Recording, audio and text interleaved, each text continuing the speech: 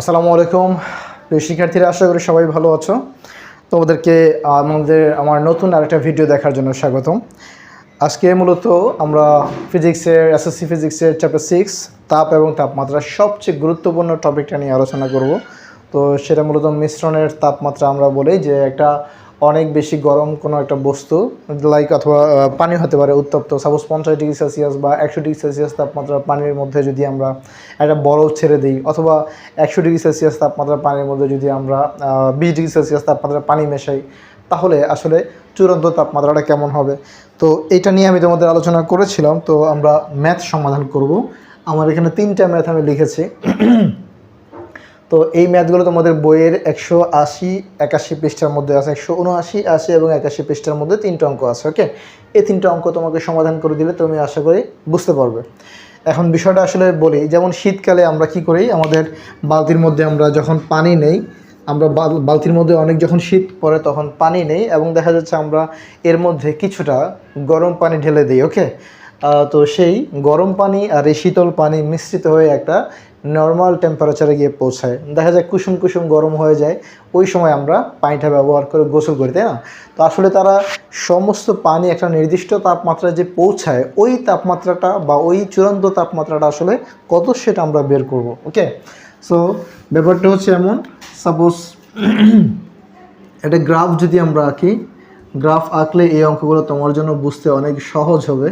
মনে করো এই কোয়েশ্চেনটাই আমরা করতে যাচ্ছি।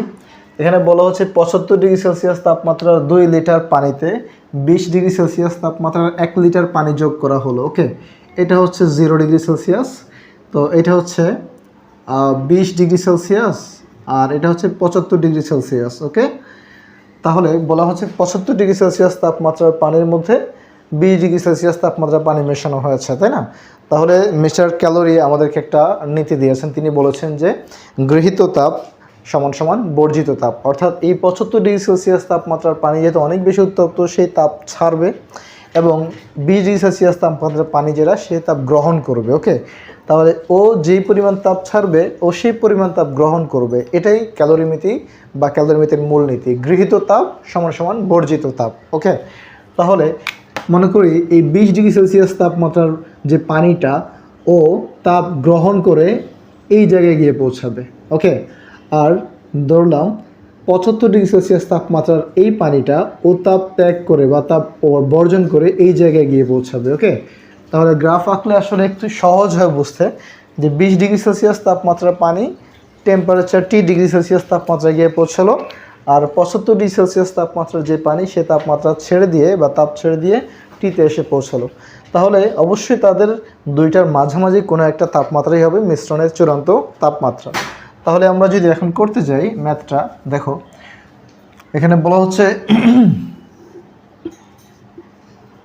আমরা প্রথম অঙ্কটা করছি, তাপমাত্রা 2 লিটার পানিতে 20 ডিগ্রি সেলসিয়াস তাপমাত্রার পানি। আচ্ছা, 20 ডিগ্রি সেলসিয়াস তাপমাত্রায় যেই পানি, সে অবশ্যই পানিটা গ্রহণ করবে, তাই না? তাহলে আমরা এইটাকে গৃহীত তাপ, মানে ও যেই তাপটা গ্রহণ করবে সেটা হচ্ছে তার গৃহীত তাপ। তাহলে 20 ডিগ্রি সেলসিয়াস তাপমাত্রার পানির জন্য আমরা ভরটা লিখব m1। ওকে, একটু উল্লেখ করে দিই, 20 ডিগ্রি সেলসিয়াস এর ক্ষেত্রে ভর m1 সমান সমান কত? 1 লিটার। দেখো 20 ডিগ্রি সেলসিয়াস তাপমাত্রার 1 লিটার পানি, তাই না? তাহলে 1 লিটার সমান সমান 1 কেজি। আচ্ছা, আর তারপর হচ্ছে তোমার 75 ডিগ্রি সেলসিয়াস তাপমাত্রার ক্ষেত্রে, তাহলে 75 ডিগ্রি সেলসিয়াস এর ক্ষেত্রে পানির ভর m2 সমান সমান 2 লিটার, মানে হচ্ছে 2 কেজি। ওকে, আর দুইটাই যেহেতু পানির কথা বলা হচ্ছে, পানির আপেক্ষিক তাপ লাগবে এখানে। আপেক্ষিক তাপ হচ্ছে কি, এটা আমি এর আগের ক্লাসে আপেক্ষিক তাপের অঙ্ক তোমাদের করিয়েছিলাম, যে 1 কেজি পানির তাপমাত্রা 1 কেলভিন বৃদ্ধি করতে যে পরিমাণ তাপ প্রয়োজন হয়। ওকে, তাহলে পানির আপেক্ষিক তাপ আমরা মুখস্থ রাখবা, এটা এমসিকিউতে আসে। 4200 joule kg inverse 1 kelvin inverse 1। Okay, তাহলে এখন আমরা লিখি 20°C তাপমাত্রার পানির গৃহীত তাপ। লেখাটা এইভাবেই লিখবা যাতে গৃহীত তাপটা লিখে সামনে কাজ করা যায়। গৃহীত তাপ Q1 = ms ΔT। ওকে, ms ΔT, অথবা তুমি এটার জন্য m1 দাও, s1 দাও, ΔT দাও। ওকে, অথবা যেহেতু দুইটাই আমার পানি তাহলে শুধু এটা s লিখলেও হলো, কোনো সমস্যা নাই। m1 s1 ΔT, আচ্ছা এটাই লেখো, সমস্যা নাই। তাহলে m1 এর মান কত? m1 এর মান হচ্ছে 1, আর আপেক্ষিক তাপ s1 বা শুধুমাত্র s লিখতে পারি আমরা 4200। আর ΔT মানে হচ্ছে দেখো পানির এই তাপমাত্রা থেকে তাপ গ্রহণ করে এখানে পৌঁছাবে, তাহলে অবশ্যই এটা তাপ যদি গ্রহণ করে 20-এর উপরে যাবে, 25, 30, 35 এমন একটা মান হতে পারে, তাহলে এটা বড় মান আর এটা ছোট মান, তাই না? তাহলে আমরা T মাইনাস গৃহীত তাপ 20, ওকে, তাহলে বড় মান মাইনাস ছোট মান। ওকে, ΔT এর মান আমরা এটা ইউজ করব।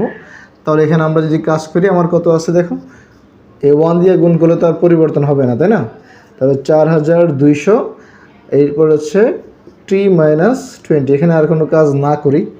এরপরে আসো 75°C তাপমাত্রার পানির বর্জিত তাপ Q2 = এখানে লিখব m2s2 ΔT। ওকে, তাহলে m2 এর মান তো হচ্ছে আমরা জানি কত, 2 লিটার, আর s2 বা s মান হচ্ছে 4200, আর ΔT এর মান হচ্ছে দেখো 75°C তাপমাত্রা পানিটা তাপ ছেড়ে দিয়ে এখানে এসে পৌঁছাবে। তার মানে কি 75 মানটা বেশি, আর তাপ কমে এখানে আসা মানে কি এই তাপটা তো তার চেয়ে অনেক কম হবে। এটা দেখা যাচ্ছে 75-এর নিচে 20-এর উপরে কোনো একটা মান হবে, তাহলে 75-এর মানটা বড়, তাই না? তাহলে বর্জিত তাপের ক্ষেত্রে 75 - T। ওকে, এটা চাইলে তোমাদেরকে আমি একবারে করাতে পারতাম, বাট করাই নাই। কখনো কখনো তোমাদেরকে বলবে আপেক্ষিক তাপ মানে গৃহীত তাপ কত, তাহলে তোমার গৃহীত তাপ বের করলে একটা পার্টেই শেষ, বা বর্জিত তাপ কত একটা পার্টেই শেষ হয়ে যাবে। আবার যদি বলে ক্যালোরিমিতির মূলনীতি প্রমাণ করো বা সমর্থন করে কিনা, তখন তুমি একই রকমভাবে এই দুইটা আলাদা আলাদা বের করে মান বের করে দেখবা যে সমান হয় কিনা। যদি সমান হয় ওকে ফাইন, ক্যালোরিমিতির মূলনীতিকে সমর্থন করে। এখন তোমার কাজ হচ্ছে এটাকে 4200 না, এটা হচ্ছে 8000, 4 দুগুণে 42 দুগুণে 84, তাই না? 84 আর 75 - T। এখন তুমি লেখো ক্যালোরিমিতির মূলনীতি অনুসারে, ক্যালোরিমিতির মূলনীতি অনুসারে Q1 = Q2, বা Q1 এর মান পেয়েছি কত আমরা 4200, T - 20 = Q2 এর মান পেলাম 8475 - T। ওকে, তো আমাদের যেহেতু এখন এই অংশের আর কাজ নাই, এটা আমি একটু মুছে দিই। হ্যাঁ, তাহলে 4200T আর এখানে 8400T। দেখো আমি যদি চাই আমি এখানে কাটাকাটি করতে পারি, বাট তোমাদের হয়তো বুঝতে অসুবিধা হতে পারে, এই জন্য এই গুণটা করে নিচ্ছি আগে। 4200-র সাথে T গুণ করলে কত হবে? 4200T মাইনাস 20-এর সাথে যদি আমরা এটা গুণ করি আমার কত আসবে? 0, 42 দুগুণে 84, আর 0 3টা। ওকে, আর এই পাশে হচ্ছে 75-এর সাথে যদি আমরা এটা গুণ করি, 0 0, 75-এর সাথে 84 যদি আমরা গুণ করি, মানটা অনেক বড় একটা মান আসবে। এখানে একটা ক্যালকুলেটর ছিল, ক্যালকুলেটরটা পাওয়া যাচ্ছে না। আচ্ছা, আমার এই মুহূর্তে হাতে ক্যালকুলেটরটা নাই, তাহলে আমি তোমাদেরকে এটা একটা সরাসরি হিসাব দেখাই দিই। দেখো এই 4200, এখানে একটা আছে 8400, তাই না? যদি 4200 দিয়ে 8400 আমরা ভাগ করি, আমার মান এখানে কত আসবে? 2 আসবে, তাই না? তাহলে T মাইনাস, আচ্ছা এটা T - 20-র নিচে, T - 20-র নিচে এই 75 - T নিয়ে আসো, মানে T এর নিচে T নিয়ে আসো, 75 - T, আর এই পাশে 8400-র নিচে 4200 নিয়ে আসো। ঠিক আছে, তাহলে দেখো মান হচ্ছে এখানে 2।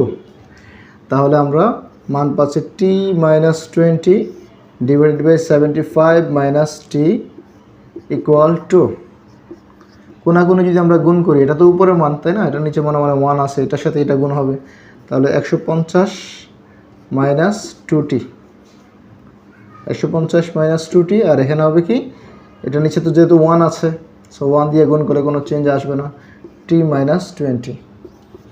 তাহলে এই মাইনাস 2t ওই পাশে নিয়ে যায় অবশ্যই প্লাস হয়ে যাবে, আর এই 20কে এই পাশে নিয়ে আসলেও প্লাস হয়ে যাবে, তাই না, t প্লাস 2t।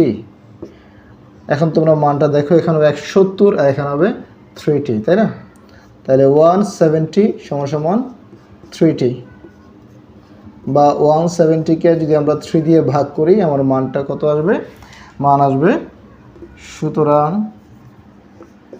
এখন মানটাকে ওইদিকে নিয়ে গেলাম, 3 5